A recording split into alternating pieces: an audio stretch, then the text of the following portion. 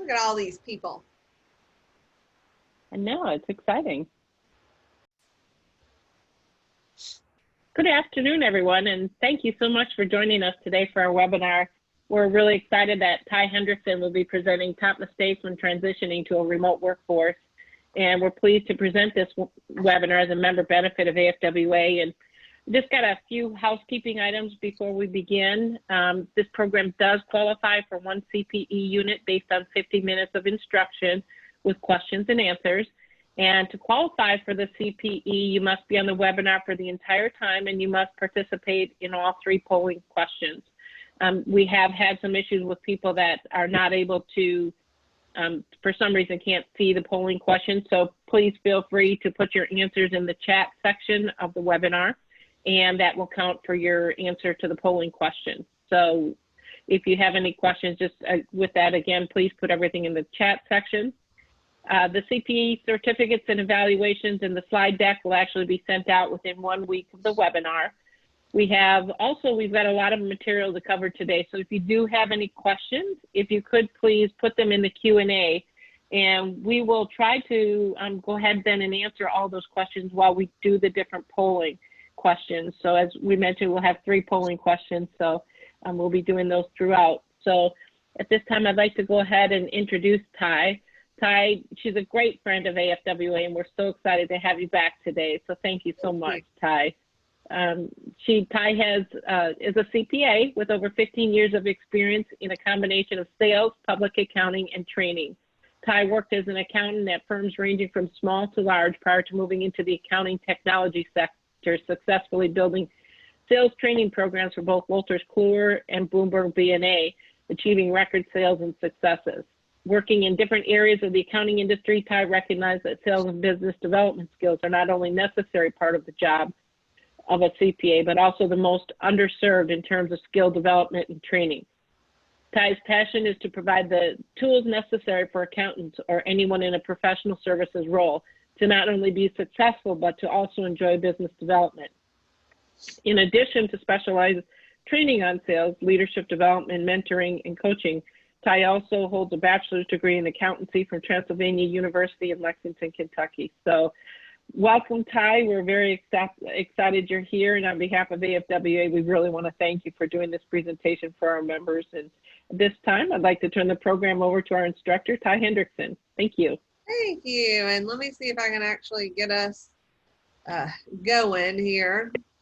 You know, always a challenge with technology. Thank you, Cindy.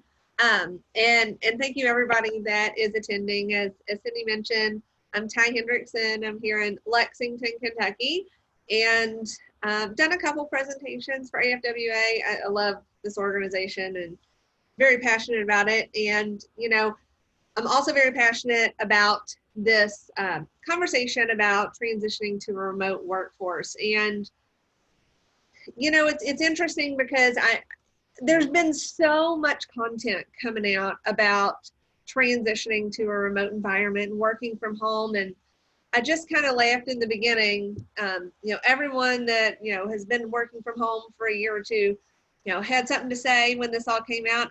And I know that this is a little later than a lot of things that have come out, but I kind of wanted to take a little backseat and see what everyone was talking about before I pulled out this information. And as Cindy mentioned, I left public accounting, gosh, about 15 years ago. And I've been working remotely ever since. So it's been a very interesting transition. I couldn't go back into an office now. It didn't matter how much I was paid. I can't do it. I'm not good at it.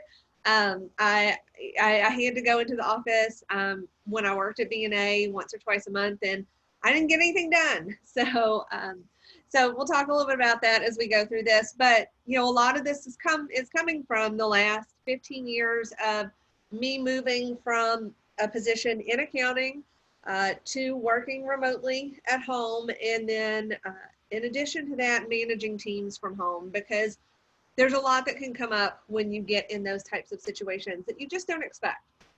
So it's funny.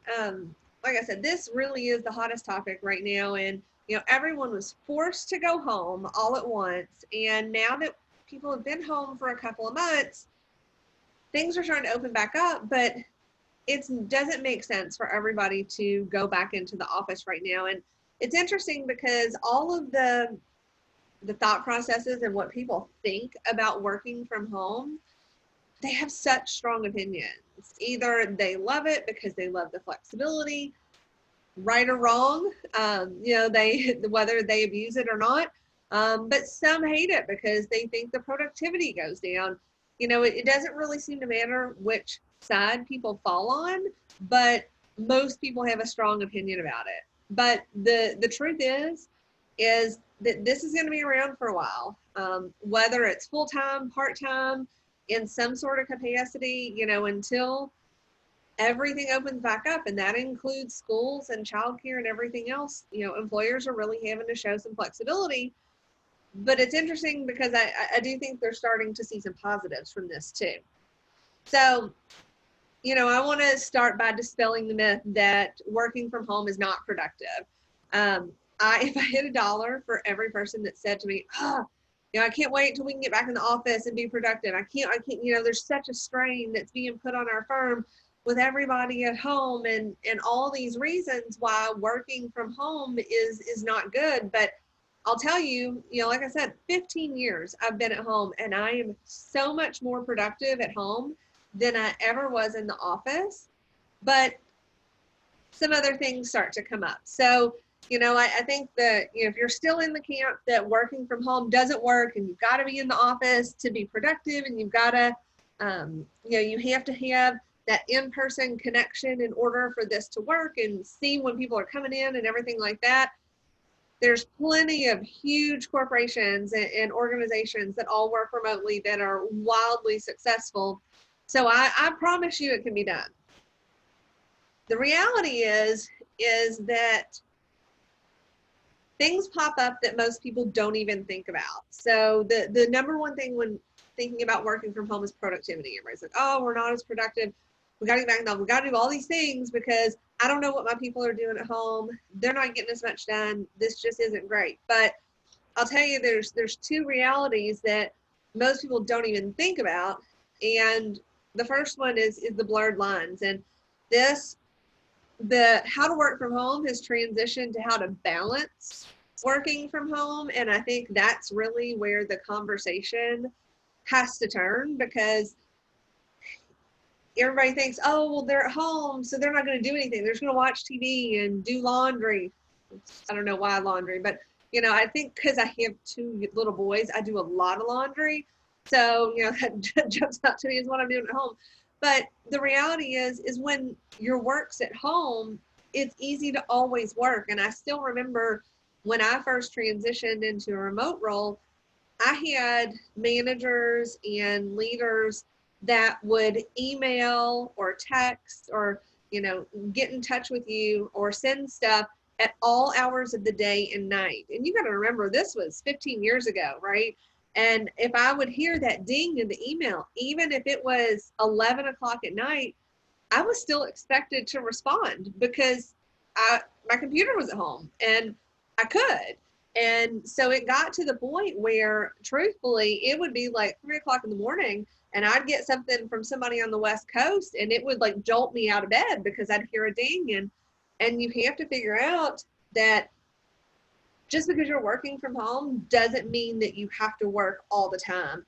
And when we had the last program that I ran in a corporate environment, they worked in the office and transitioned out. And everyone was super concerned about them being at home. And we had to have a lot of conversations of how to set boundaries because they were younger and they didn't have family that, like I finally set boundaries when I had kids because, I would want to have dinner with them and want to do things.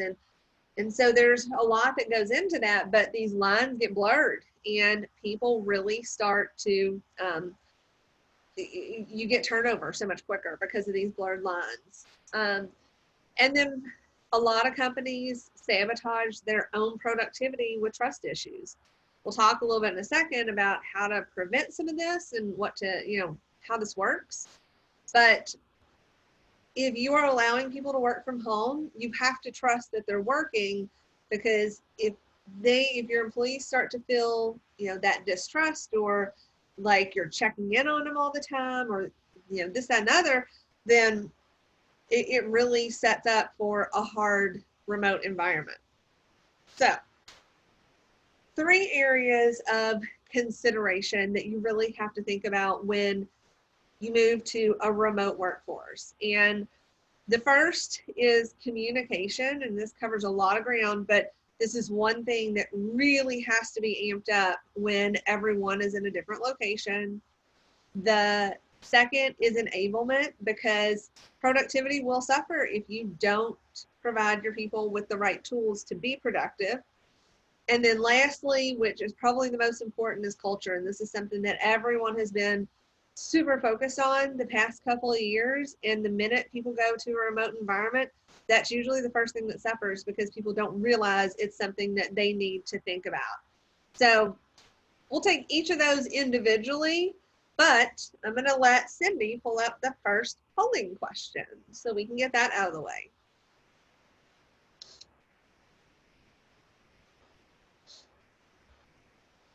Just, we've got the polling question up, and you know, think about, you know, your own firm, your own company that you're working for. Where do you feel like that they struggle the most with these work from home needs? I'm interested to see as we get into these conversations.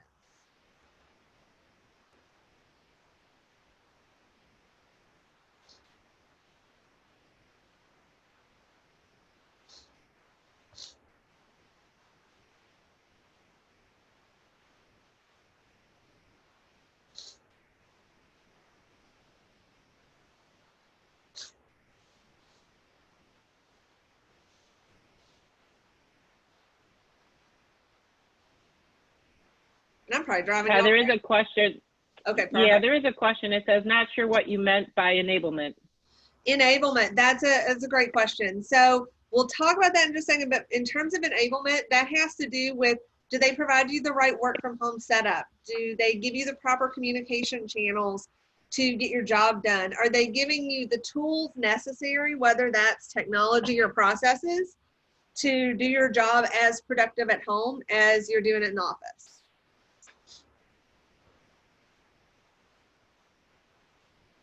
Thank you, Cindy. I checked right before that. Great. Yeah. So it looks like we still have 10 people that haven't answered yet, so we'll give them just another minute to try to answer. All right, all you people that are doing work and not enjoying my magical webinar. I always use the word magical. I don't know why. Maybe I like unicorns and sparkly things.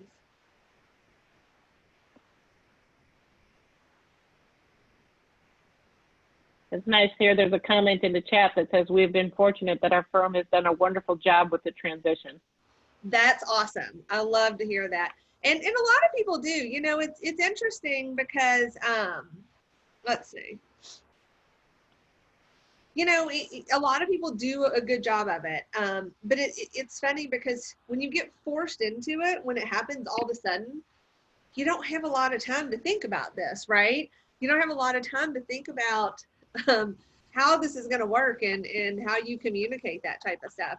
So those of you in the chat, let me know some of the things as we go through this. Put in the chat, you know, some of the things that they're doing well, and share some of those. I'd love to hear some of those.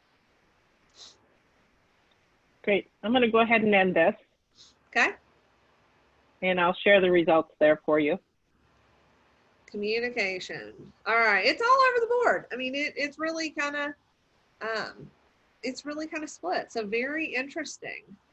I love that enablement isn't mentioned. I'm interested to see as we talk about some of these things, if they're actually doing them. All right. Let's see if I can get back in here to PowerPoint. That's always the challenge. There we go. Okay. So the first part is communication. And this is so incredibly important because as you're moving to a remote workforce, everyone's on their own and you don't necessarily know what to do, who to talk to, especially for the younger staff. So anybody that's newer or younger or maybe doesn't have that experience where they have been responsible for their own work and responsible for their own time. It can be a struggle if there's not a lot of communication. And a lot of people think when you transition to a remote environment that majority of things stay the same. So one of the biggest things that you have to ramp up is communication. And the first one is in terms of expectations. And hopefully everybody's firm is, or company or wherever has done this.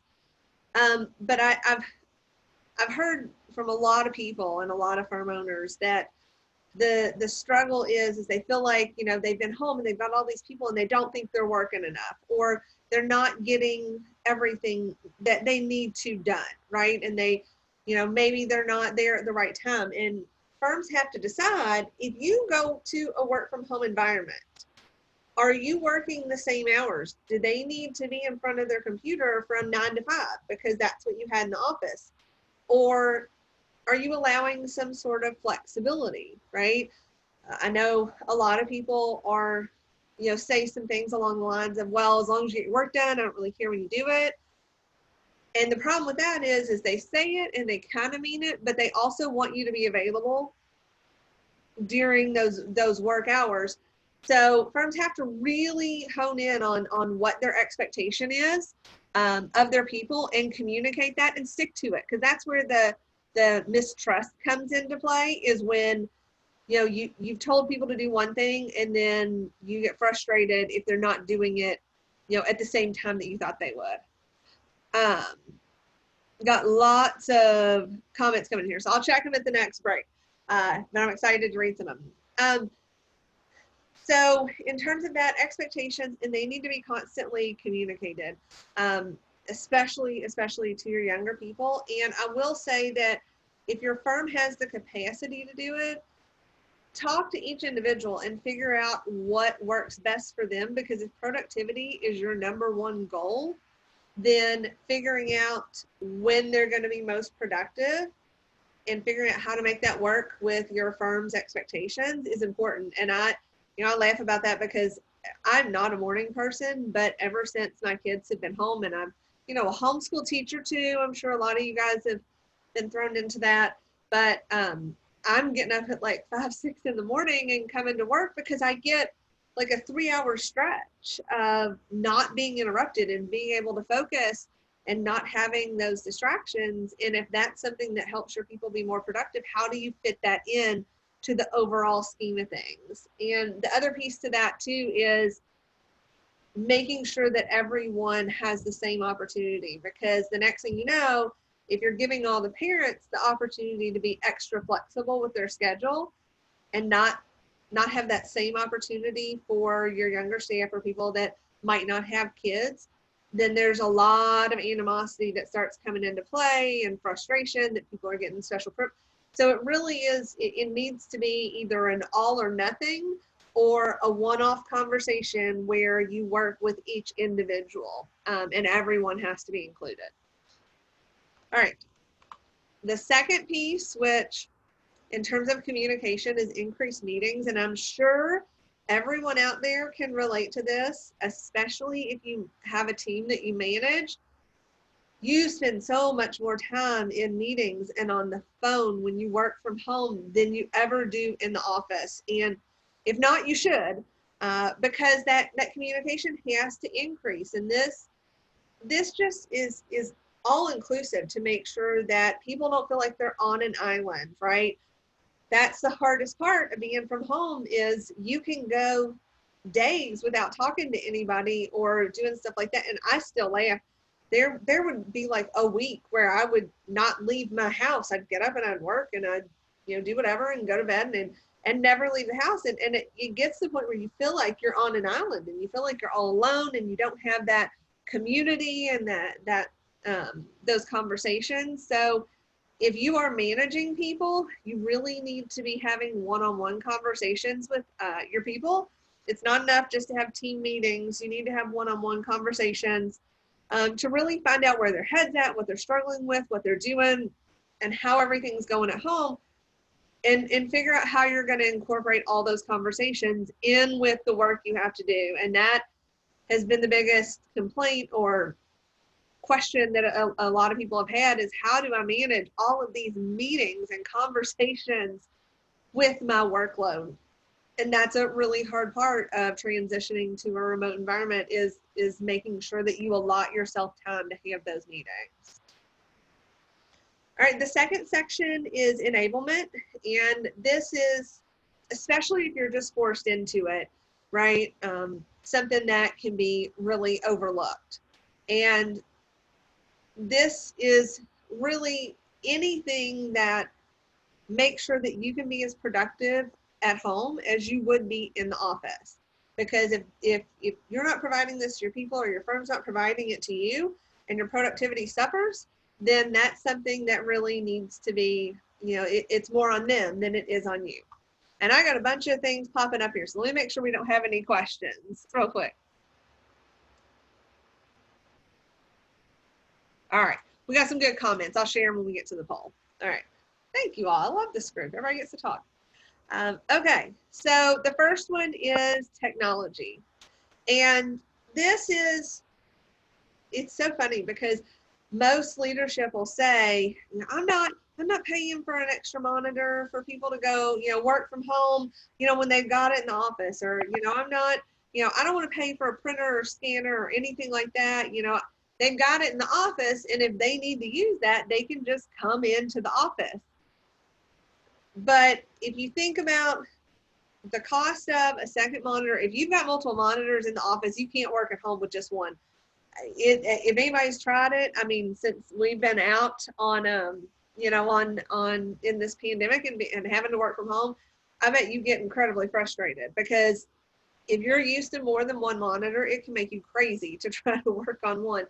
And the cost of just one monitor is such a game changer in terms of productivity. So if you've got people working from home, figure out a way to get them a similar setup. If they've got 4 monitors in the office, they don't need 4 at home, but at least an extra one at home would be helpful. And I know I've seen so many firms that have those travel monitors now, travel external monitors. So like auditors and people that are going on site, they have those. Even something like that helps that productivity at home. And then, just a $100 all-in-one printer, copier, scanner. Mine I've had for like 10 years, doesn't work right now. So mine's not really the best just to use for that. But $100 for 10 years, it makes a big difference on productivity. If I need to scan something in, if I need to print something out, I have that ability right here, and I don't have to put that off until a time when I come into the office. So I'll say you can be incredibly productive at home if you have the right setup. That's the biggest if in this, is productivity relies on your firm providing you what you need to do your job at home.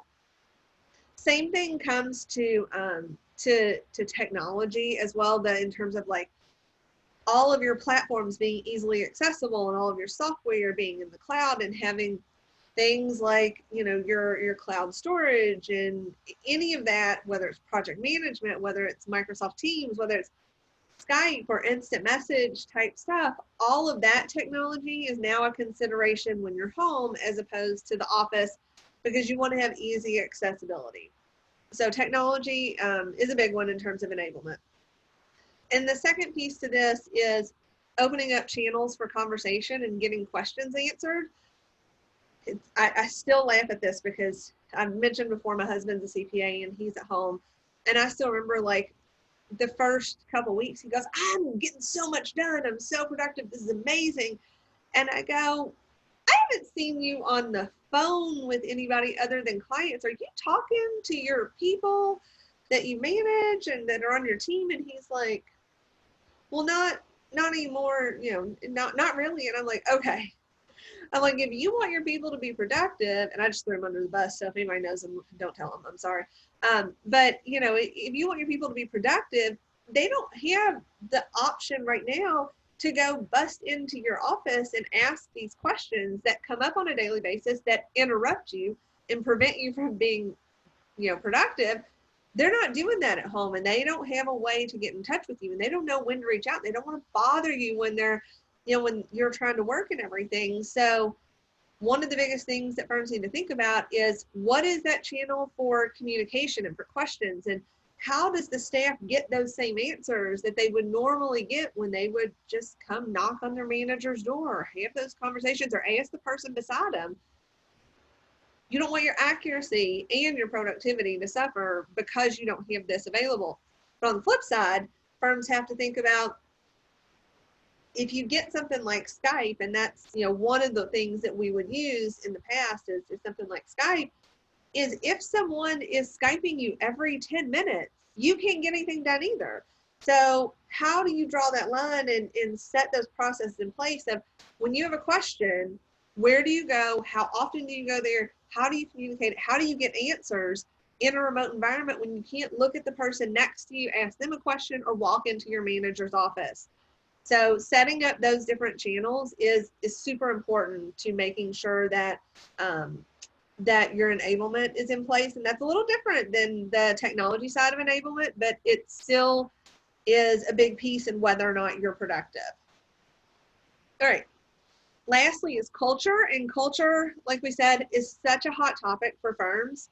And this is, as we're jumping into culture, I think I actually have a question.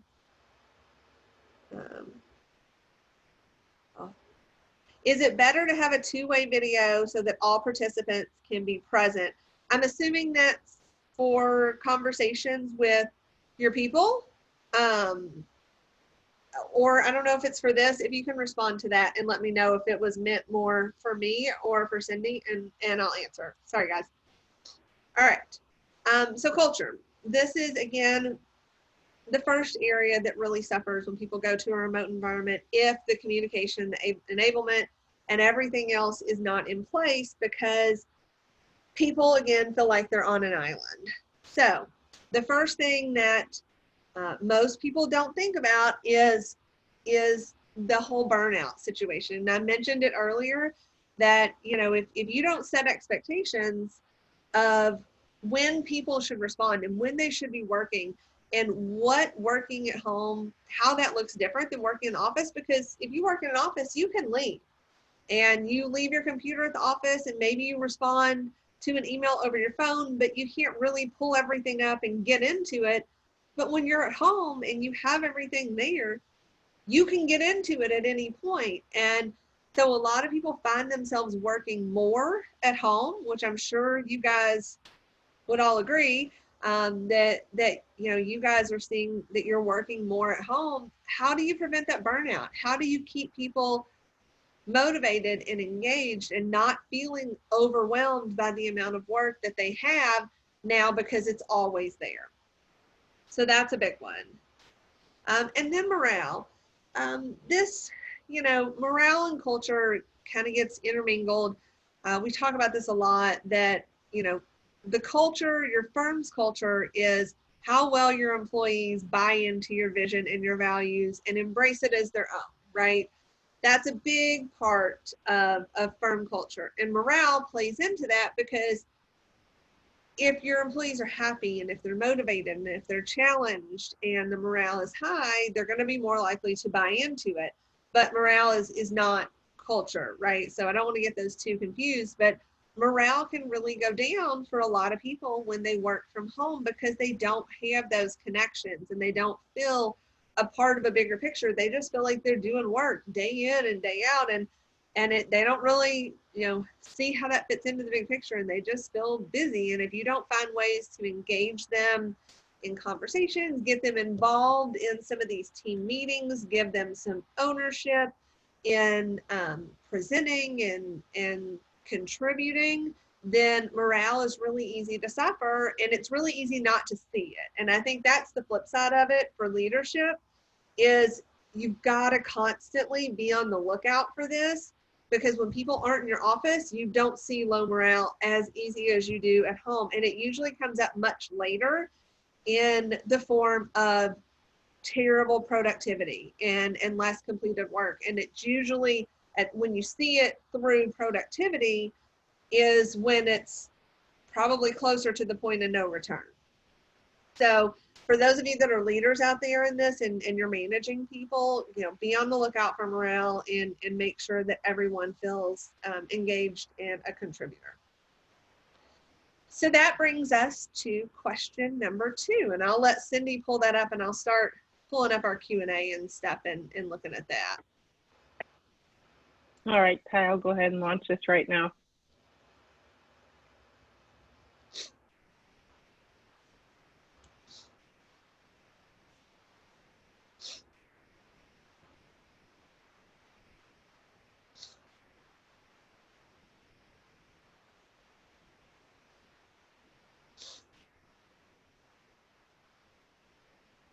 I love it. I'm reading some of these. Catherine, you said that your firm has done surprisingly well considering they weren't big on the idea of working from home until it was mandatory. And I think that's the boat of like 90% of firms out there, which is pretty interesting. And I think everybody's embraced it. You know, accountants, I can say this because I am one, we're slow to change, we're slow to embrace change, but if you get thrown into it, you do it, you know? So Ty, there's a question here too. It says, do you have any tips or tricks for checking morale of a team or individuals on a team? I love that. So Stephanie, yes, tips and tricks for checking the morale. If you're meeting regularly as a team, it's not enough. You've got to meet with people one-on-one because you're going to see it in those conversations. And then part of it is if you're having these team meetings, I'm a huge advocate for getting people involved and having, you know, someone, you know, there's so much learning going on, especially right now, that if you're having team meetings, they shouldn't just be, okay, Cindy, what are you doing this week? Stephanie, what are you doing this week? Wendy, what are you doing this week?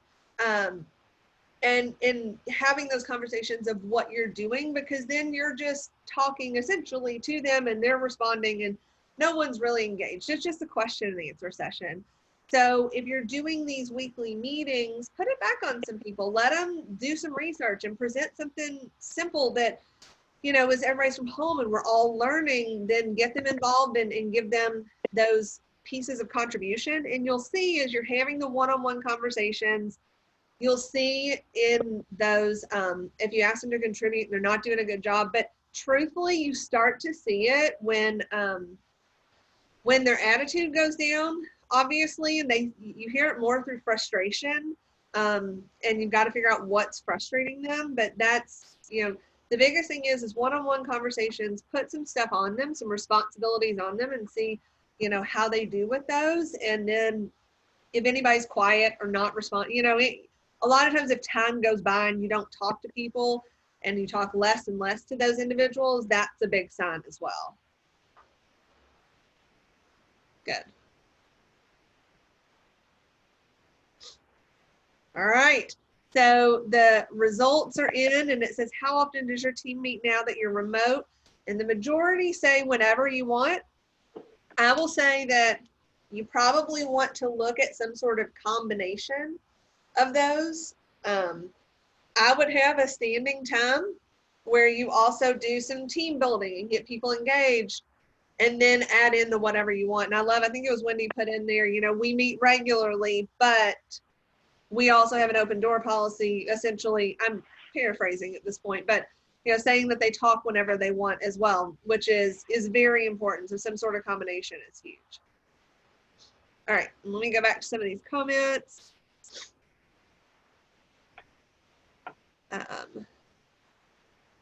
Yes, so definitely adding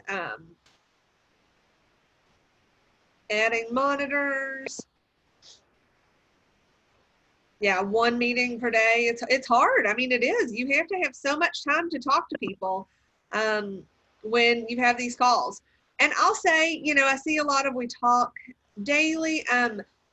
Cindy, Jessica didn't see the polling question. I don't know if you can see that.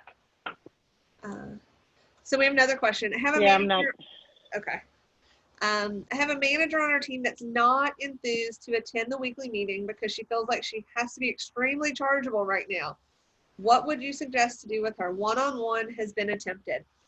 Well, so what I'm reading here is that her main concern is she feels like she has to be extra chargeable, right? She has to be extremely chargeable and she doesn't want to take that time out of it. So somewhere that expectation's got to be lifted. And that's actually a really, really important point, is that when you ramp up these communications and when you ramp up having these meetings and one-on-ones, it takes away from billable time. And so that's got to be something that comes from leadership, that sets that expectation, that says, look, we know you're at home. We know we're having more meetings. We know things are happening, but this is as important as your billable work right now. So we need to take the time out to do this. If you feel like it's preventing you from getting your work done, then we need to have a one-on-one conversation and address that. But you know, it's the expectation of her chargeability, and setting the expectation that these conversations are as, if not more important than the work that she's doing. And if she's a manager, does she have any direct reports? Because one of the things you can always talk to her about is, you know, if she's not coming, oh, she has direct reports. So if she's not coming to the meetings, her staff isn't going to feel like they need to come to the meetings. Then those staff are going to be on an island. No one is connecting with them. And the next thing she knows, she's not going to have any staff to do the work that she needs done. Truth be told, that's the snowball effect. But, you know, I think from a leadership level, and I don't think directing it just at her, a conversation about chargeability is the way to go. But I think you have to basically set that expectation with the entire firm and just say, look, we recognize this, and we don't want, you know, if you feel like that this is taking away 20% of your chargeable time, then let's talk. It shouldn't be more than 5%, right? Unless she's having one-on-ones. So, you know, you said one-on-one's been attempted. It's hard let's talk about this afterward. That's a really good conversation. We'll jump on afterward. All right. Because we'll get back into it. I could talk forever. And I think we got all of our Q&As. Yep. Instant messaging is huge. All right. So jumping back into just a few ideas, and I'm sure you guys all have done this, but if you have staff and you have others that you're working with, you know, these are the younger staff. It's important to make sure that they know this, and it may be something that, you know, you want to do for yourself as well. So different ways that you can prevent some of these challenges working from home. One, having a dedicated workspace. And it's not realistic for everyone to have an office in their home, right? Not have a whole room dedicated to it, but you should be setting the expectation with your people that if they are going to be working from home, they need to have a dedicated workspace, and it needs to just have work on it. And people might think that I'm nuts, but I have a work desk at home that only has work stuff on it. And I have a home desk that has like all my bills and my planner and everything else, which makes me sound like a crazy person. But I have both, because that way I know when I'm at my work desk, I'm doing work, and all of my work stuff is here, and everything I need is here. And that's when I'm working. And that also helps with some of that burnout too, is that if you don't have your computer right by you at all times, which if you don't have dedicated workspace, a lot of people will bring it into the kitchen, or they'll sit on their bed and do it, or they'll sit, you know, on the couch and work. And if you don't have that dedicated workspace, it's easier to work all the time. And it's easier to find a distraction if you don't have a dedicated space. I did see, I don't know if it was Google or I probably got that wrong, but there's a big company that's actually giving $1,000 reimbursement for office furniture for all of their employees for like work from home stuff. I thought that was really pretty cool. I don't think everybody needs to give your people $1,000 to set up a home office, but you know, that's a consideration. I had to get a fancy chair because I feel like my first year my back was killing me. That tells you how old I am. But it's important to have that stuff home so you can be dedicated there. Mentioned earlier, setting business hours, right? If you are not setting those for your people, still have the conversation of when you expect them to be there. If you say, I don't care, just get your work done, you still need to have the conversation with them and find out when they plan to work. It doesn't have to be the same time every day, but if they're planning on working from 6 to 2 and you call them at 4 every day and they're not answering and you're mad, you think that they're not working, and then you just decide that it's a stretch, but oh, you got to fire this person because they're not doing anything, right? Find out when they're working. If you have those flexible hours, so you know, you have expectations there. Encourage breaks and getting out of the house. This is so huge. Like I said, there would be weeks on end that I would not leave my house, especially in the winter was bad. I would not leave the house, and it starts getting kind of mental to you. And actually, I had a really tough week last week, and I work in our basement, and I worked a lot the last 2 weeks trying to come up on a deadline. And I finally, at one point, I was like, I have to go sit outside. Like, I don't care. I'm not doing work. I have to go sit outside.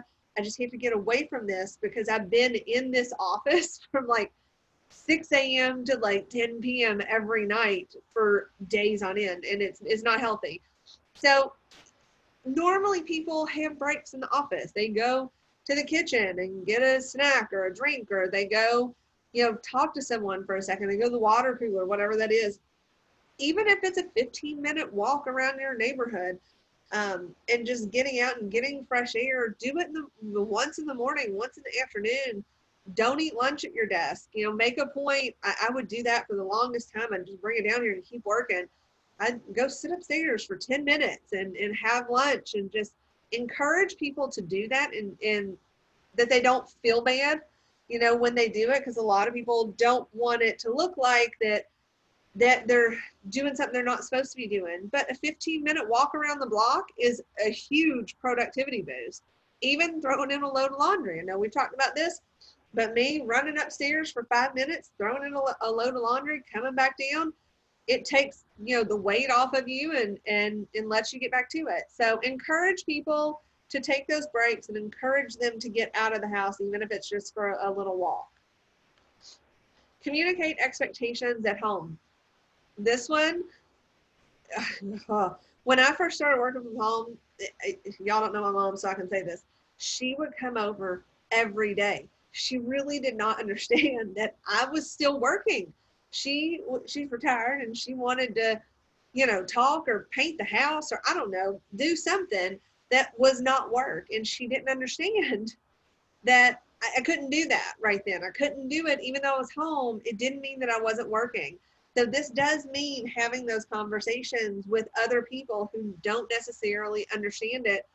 And I laugh at the picture with the kids in the background, but my kids are 7 and 9, and ever since they've been born, I've been working from home, and they know the closed door policy. If the door is closed, they can't come in unless it's life or death. And they know, and they're older, and they know that now. And we had childcare when they were younger to help with that. But now that my husband and I are both home, we try to alternate times so that, we have the ability to get this uninterrupted time right now, like I have with you guys. And they know not to bust in the closed door. And you just have to have those conversations. It's hard. It's really hard to have those conversations. I have a friend who's a stay-at-home mom for 4 years now. I'm like, I can't go to the pool in the summer. It's not how this works. Look, I'm still working. So you've got to have those conversations and eliminate some of those distractions. And maybe coach your younger people on how to have those conversations with their parents and their friends. Minimize distractions. If you did not work in the office with the TV and radio on and you're not used to it, don't do it at home. It's so easy to have the TV on in the background, but if you find yourself with, your productivity is going down, turn it off. You've got to force yourself to get in that office mindset at home, even if you have those, those different options here. Y'all, I have tried to do trainings on the treadmill. It does not go, not that I was teaching, but like I was listening to, it doesn't work. So you've got to schedule that time, and you've got to block it out. Learn the lesson the hard way. All right, sharing calendars. This is a huge one. This goes back to the trust of working from home and not, seeing people every day. If you call someone and they don't answer, there's so many people that just don't trust in this environment. And they say, well, that person's not working. That person's not working. If you're sharing calendars, you can look and see, oh, they're just on a client meeting. I'll call them back at 3 o'clock, right? Sharing of calendars, and whether it's just the busy or whatever, if you share it fully, You know, it really helps figure out when people are available, going back to those channels of communication and increasing trust. It's just, it's a really important thing to do. Lastly, schedule time for communication. And I, you know, I've talked so much about this, I feel like I'm beating a dead horse at this point, in terms of one-on-one communication and having these meetings. For those of you that take them as they go, it's going to get hard eventually if you have a lot of direct reports, taking those one-off conversations as they go. Finding a time, maybe scheduling out one morning to have those back to back, it's exhausting. But if you block out a morning and knock those out, then that frees up the time for you to not have to feel like all the time, okay, I got to call this person, or I got to call that person, or I haven't heard from this person in a while. And it's a constant interruption in your productivity and workflow. Find a set time, set it aside, and no matter how exhausting it is to talk to different people for 4 hours on end, block out that time, get it done, have those conversations so that you can get back to being productive. Because those conversations aren't going to go away. You have to figure out a way to put those into your schedule and figure out the time for that, to the point that we talked about earlier. All right. I'm going to turn it back to Cindy for our last polling question and check out some of these chats. All right. All right, so the third question is up.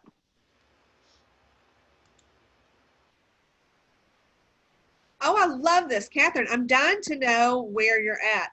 Your firm did add a technology reimbursement of $50 a month for tech costs for the required lockdown period. I like that.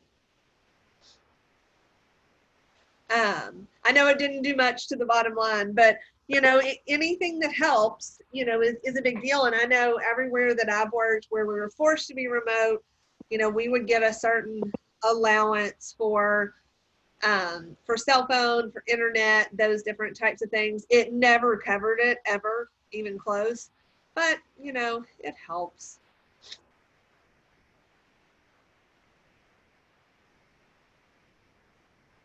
Wendy, yeah, your working hours are same as in the office.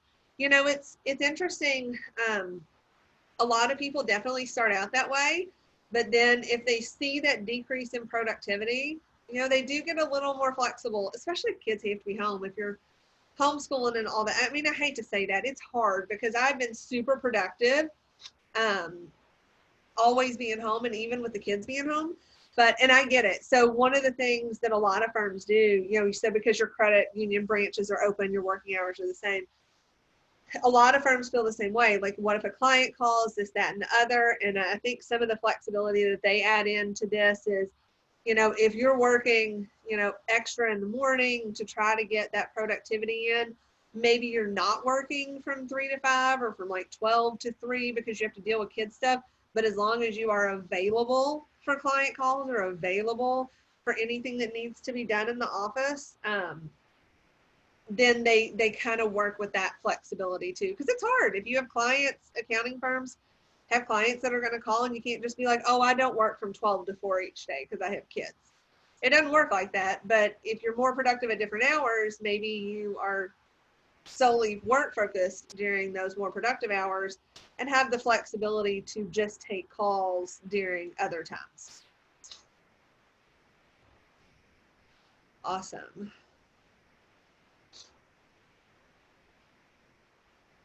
Okay. So has your firm set expectations on when you should work, meaning the time of day? They gave us time of day to be working. Very few gave hourly expectations, and a lot have left it up to them to be decided. That was left up to them to decide, and nothing's been communicated. That's interesting. For those of you that they left it up to you to decide, did they have the conversation with you of when you would be working? And have any of you felt like they're checking in on you all the time? Because that would be an interesting one to find out.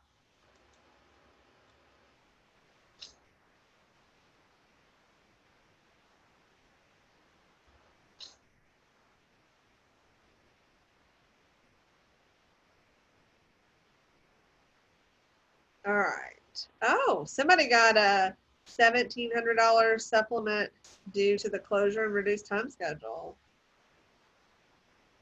Huh. I like it. Reduced chargeability. All right. Okay, well, let's jump back into it and wrap up. I love that you guys are so involved in having these conversations. So bottom line is there are tons of organizations that do this successfully, and it does not look the same for everybody, which I think you've all seen on this, with all the comments that have coming in and things that have worked and things that haven't.